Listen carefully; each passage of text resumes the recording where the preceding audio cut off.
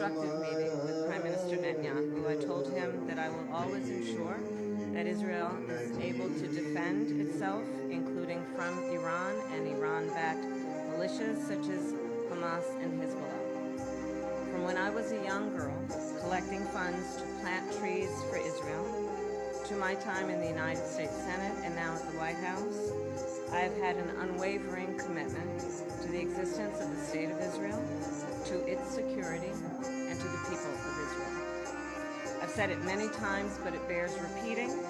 Israel has a right to defend itself, and how it does so matters. Hamas is a brutal terrorist organization. On October 7th, Hamas triggered this war when it massacred 1,200 innocent people, including 44 Americans. Hamas has committed horrific acts of sexual violence and took 250 hostages. There are American citizens who remain captive in Gaza. Sagi, Deko, 10, Hirsch, Goldberg, Poland, Idan, Alexander, Keith, Siegel, Omer, Nutra, and the remains of American citizens Judy Weinstein, Gad Haggai, and Itai Penn are still being held in Gaza. I have met with the families of these American hostages multiple times now, and I've told them each time they are not alone, and I stand with them. And President Biden and I are working every day to bring them home. I also expressed with the Prime Minister my serious concern about the scale of human suffering in Gaza, including the death of far too many innocent civilians. And I made clear my serious concern about the dire humanitarian situation there, with over 2 million people facing high levels of food insecurity, and 500,000 people facing catastrophic levels of acute food insecurity. What has happened in Gaza over the past 9 months is devastating. The images of dead children and desperate, hungry people fleeing for safety, sometimes displaced for the second, third, or fourth time. We cannot look away in the face of these tragedies. We cannot allow ourselves to become numb to the suffering, and I will not be silent. Thanks to the leadership of our President Joe Biden, there is a deal on the table for a ceasefire and a hostage deal. And it is important that we recall what the deal involves. The first phase of the deal would bring about a full ceasefire, including a withdrawal of the Israeli military from population centers in Gaza. In the second phase, the Israeli military would withdraw from Gaza entirely, and it would lead to a permanent end to the hostilities.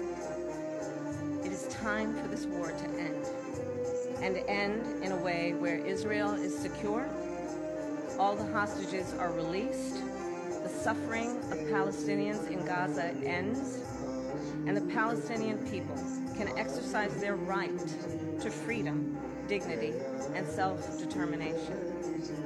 There has been hopeful movement in the talks to secure an agreement on this deal. And as I just told Prime Minister Netanyahu, it is time to get this deal done. So to everyone who has been calling for a ceasefire, and to everyone who yearns for peace, I see you and I hear you. Let's get the deal done so we can get a ceasefire to end the war. Let's bring the hostages home, and let's provide much-needed relief to the Palestinian people. And ultimately, I remain committed to a path forward that can lead to a two-state solution. And I know right now it is hard to conceive of that prospect, but a two-state solution is the only path that ensures Israel remains a secure, Jewish, and democratic state, and one that ensures Palestinians can finally realize the freedom, security, and prosperity that they rightly deserve. And I will close with this then. It is important for the American people to remember the war in Gaza is not a binary issue. However, too often the conversation is binary, when the reality is anything but. So I ask my fellow Americans to help encourage efforts to acknowledge the complexity, the nuance, and the history of the region. Let us all condemn terrorism and violence. Let us all do what we can to prevent the suffering of innocent civilians. And let us condemn anti-Semitism, Islamophobia, and hate of any kind.